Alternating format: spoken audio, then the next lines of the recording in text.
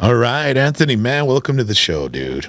Thank you for having me. How long have we been known each other? We've been married for about 20 years.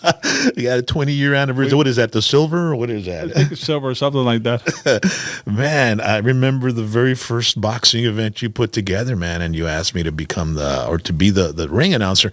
There was also a moment where I was your exclusive ring announcer. Yeah. I wasn't, we signed a deal. You sent me to Vegas, and Get ready for Vegas, exclusive baby. to Cavazos Promotions, man. Yeah. So I'm real proud of what you've done with your boxing career, man. You've stuck to it. You've been consistent, and you've got another great event coming up, man. Border Wars, man. Tell me a little bit about that. That's coming up in a couple of weeks, right? Yeah, 2 weeks at the Payne Arena. Border Wars. June 28th. It's on a Friday night. It's on a Friday night. They had some events in the summertime. They were busy, so I said, you know what, Friday's good. People get paid on Friday, and then we're going to start the fights at 8 o'clock. Doors open at 7. We have a big following, man. It's been people know Cavazos Boxing. We put competitive fights on. Well, that's why you've got a big difference. Yeah, you've got a big following because you've got a reputation of putting on damn good fights and great matchmaking. Thank you. Yeah, I've done my own matchmaking since I started, so I was used to it. Sometimes it's a headache, but yeah, but it's all good. I started promoting boxing in 2001. And I think you've been with me all along. I think you're the best ring announcer. Let's forget Texas. We'll go to the world. Yeah, I think you're the best. You got a great voice. You entertain the crowd. And like we were saying earlier, I think you're the only one that does the national anthem and ring announcer at the same time. I know. I don't know any other ring announcer that can belt out the and every time I do the national anthem, people come up to me and say, man, you hit it out of the ballpark, because I put my heart into it, especially when we're doing an event for you, man, because I want to give you nothing but 100%, bro, I appreciate that. Yeah, it's patriotic too, Yeah, man, hell yeah. So how many fights you got coming up at Border Wars, man? Right now we have 7 scheduled fights, and good fights. We have several undefeated fighters fighting undefeated fighters. We got Esteban Garza coming in a little bit. He's going to be fighting for a 6th-round WWBO North American title against a tough kid from Cypress, Texas, John Attilis, 5-0. So that fight is going to be a good fight because they're both undefeated fighters. Nobody wants that blemish, right? That first loss, man. Exactly. So everybody's going to bring in their game, A game.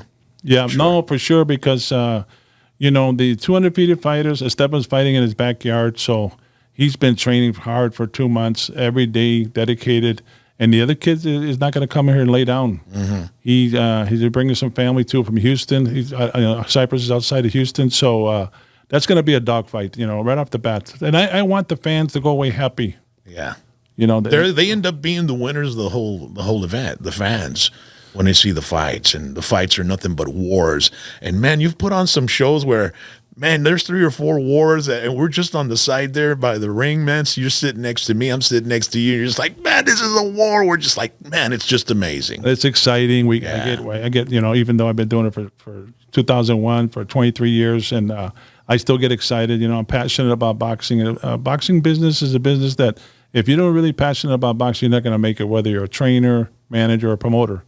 And I'm passionate about it. I was watching fights back in the day with Sugar Ray Leonard, Roberto Duran, Chavez Sr., with my dad. So it's in the blood, so yeah. And I enjoy it. And, you see the fights, you see a good fight, a war. That's why I kept the name Border Wars, because, we're by the border and we put on a good wars. Yeah. So you're originally from Chicago, man? Chicago, yeah. I was born in Chicago, and I came over here in 1993. Yeah. How was it growing up in Chicago? You know what? I loved it. I loved it. I really liked it. Yeah. A place called Des Plaines, Illinois, about 45 minutes outside of Chicago by O'Hare Airport. Okay. And it was good because you got there's 2 different worlds, Down here, we're close to the border. Over there, there's more mixed, like Italians, Polish, there's Hispanics, all different nationalities, and it was nice. We had a good time. How was it when you were going to school up there? Were you in athletics? I was athletic, man. I was captain of the wrestling team. Okay. We played football, and me and my brothers were real popular. We were big guys, and nobody messed with us. And I loved wrestling, and I played football. And I was going to go to college football, but I hurt my back, so I didn't do that. And wrestling also, and I went to the state for the wrestling. And but I have certificates and medals, but I don't show it, because it's. But I really appreciate that. I think it made me a more disciplined person and competitive. Competitive, yes. Yeah. I'm very competitive, but it's something inside of me. I've always been like that since I was a kid. the Michael Jordans, when Tom Brady, all these guys, they're competitive by nature. And I think that's what makes them successful in life. Yeah. And so, were you an A and B honor roll student? Were you? No. I was a C student. You're barely making the cut for the team, huh? Yeah. Well, they didn't go by academics back then. Yeah. Okay. I did good. I was, we were. Thank God that we were good at athletics, so we excelled pretty good. And your parents, what did they do up in Chicago when you? My mom was a stay-at-home mom, 7 kids. Wow. Nowadays, that's. Are you the oldest? No, I'm in the middle. Okay. The middle child. Three older siblings and 3 younger. I'm in the middle, and but you know what? I just worked hard, and I'm in real estate, boxing, and ranching. And your dad, what did he do? My dad he went to Chicago in late 50s. And my mom wanted to go up there. They didn't know anybody. Think of this. And where were they from before? My dad's from Westaco. My mom's from McAllen. Oh, wow, man. Yeah. Incredible. And they met, and my mom wanted to go up north to go work. My dad wanted to go. No, they didn't think about this. They didn't know anybody, no family, nothing. Uh-huh. And my dad was a real hard worker. He's out of the Army. My dad went to Germany for World War II. And he got a job with the union. And a guy named was Vic Pela. He really loved my dad. My dad was an early bird, very hard worker, very hard. He went from an 8th grade education to vice president of the union. Wow.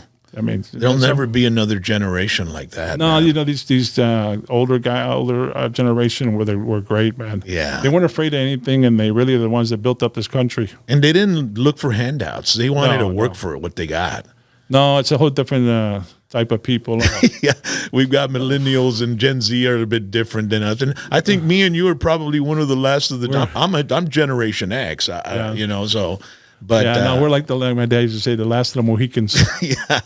Yeah, man, incredible. And so you were in Chicago. You finished school. You stayed up there for a while after you finished school. Yeah, I ended up working. I always worked 2 jobs, and then I was in printing, but I worked nights, and I really didn't work at nights. The swing shift, 11 to 7. I just hated it, but.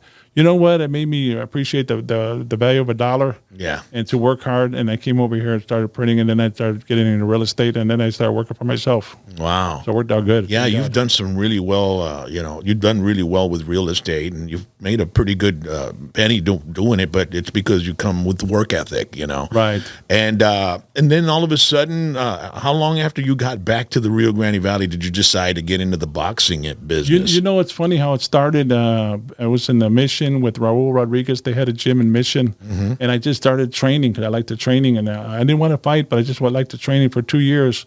And then I ran into there were several fighters pro there, and at the time you remember Eddie Gomez? Yeah, from Brownsville. From Brownsville. He did the Miller Lite series. I was a ring announcer for that whole tour. Yeah, all over the state of Texas. He did a real good job, and he got out.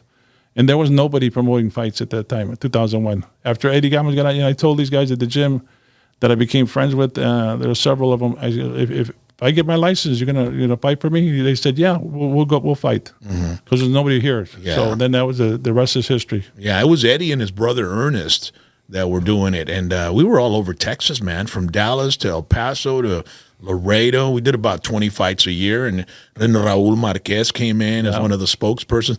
And you know what, man? During that time that I was ring announcing, it was about 5 years that we went through that.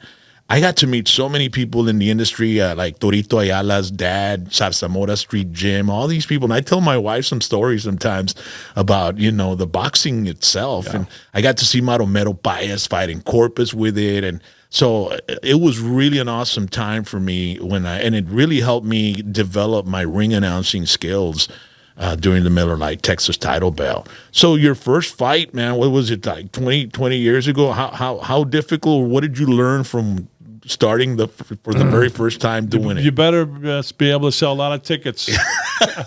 And sponsors, right? And sponsors, because it's a hard business. Let me tell you, if you don't know a lot of people and a lot of people to buy tables, you're not going to make it. Yeah. Unfortunately, you're not going to make it. You got to know a lot of people, and thank God I did over the years, and the people like my fights. They want competitive fights. We're not going to put on a guy 7-0 against a guy 0-7. We're just not going to do that. I don't want to see that fight. At first, I'm a boxing fan first and a promoter second. And that's what you got to be be successful in anything you do. Right.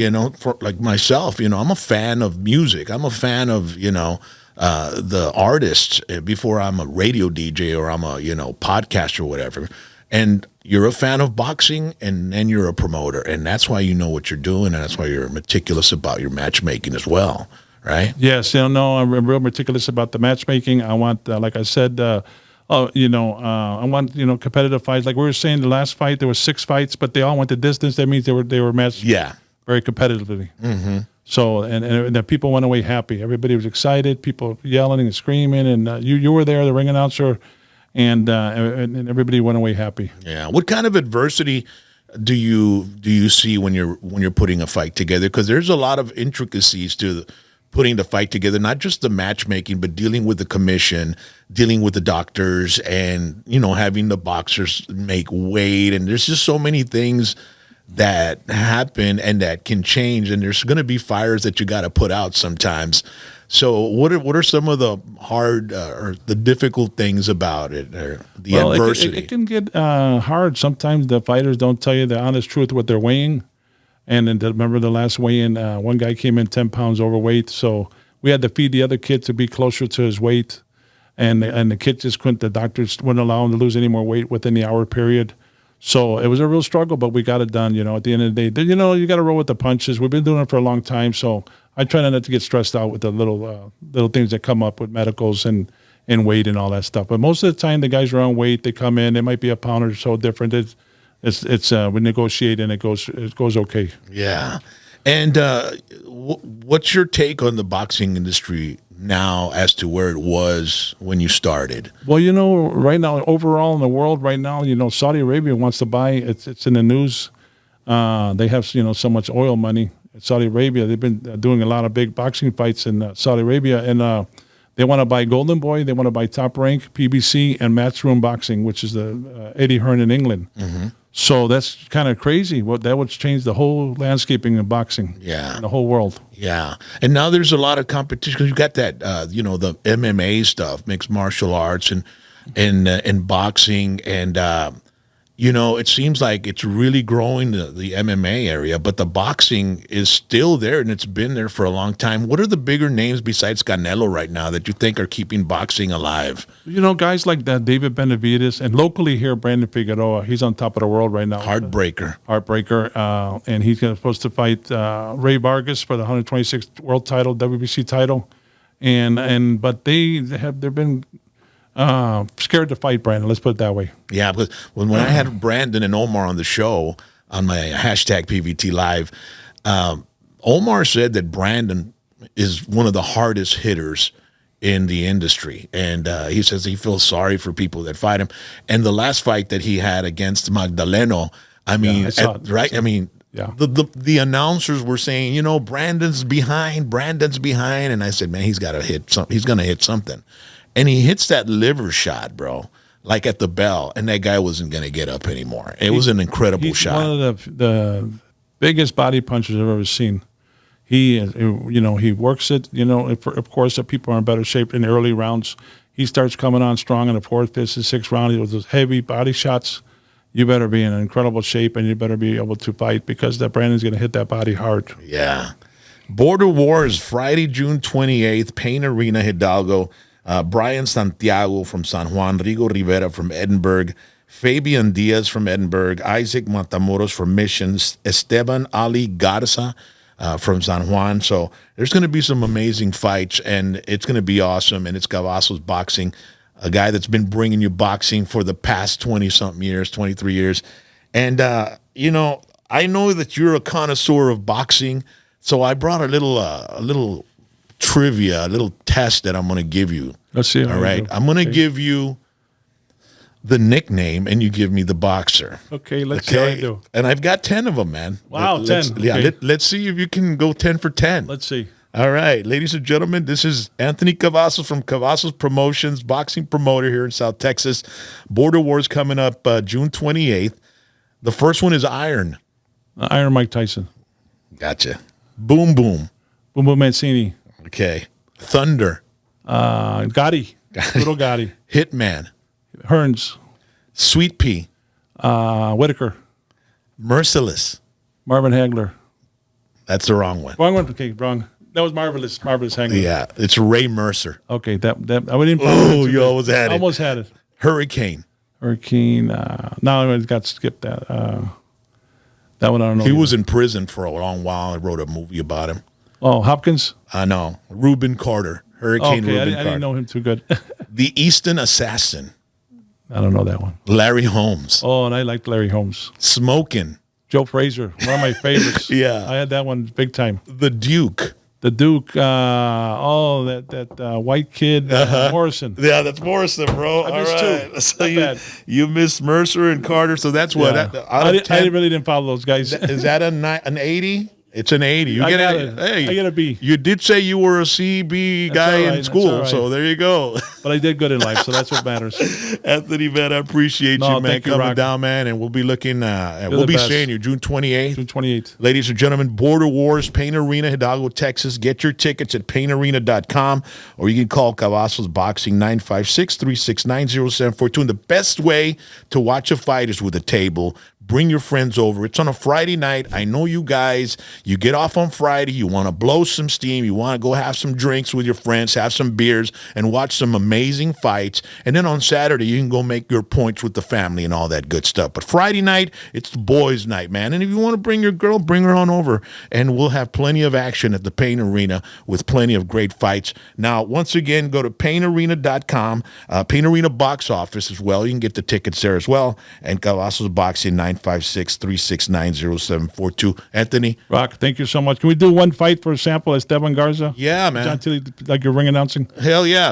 Ladies and gentlemen, fighting out of the red corner, weighing in at 112 pounds with a record of 4 wins, 2 of those by way of knockout. From San Juan, Esteban Ali Garza. Asústame one time. Nice, man. Good work, man. We'll see you on June 28th, the Pain Arena. Thanks, Rock. All right, Esteban Ali Garza. What's going on, Esteban? He was great. He was great. That's todo, bro. Hey, you're going to be boxing June 28th, Border Wars, Pain Arena, man. How you feeling about that, man? Feeling great, you know, and I'm in the best shape of my life, and I'm ready. I'm more excited. 2 more weeks out, and I can't wait. Where are you from, man? ¿Dónde eres? San Juan, Texas. San Juan, Texas. And how old are you, man? 19. I just turned 19 in March. Oh, see? And when did you get into the boxing game, man?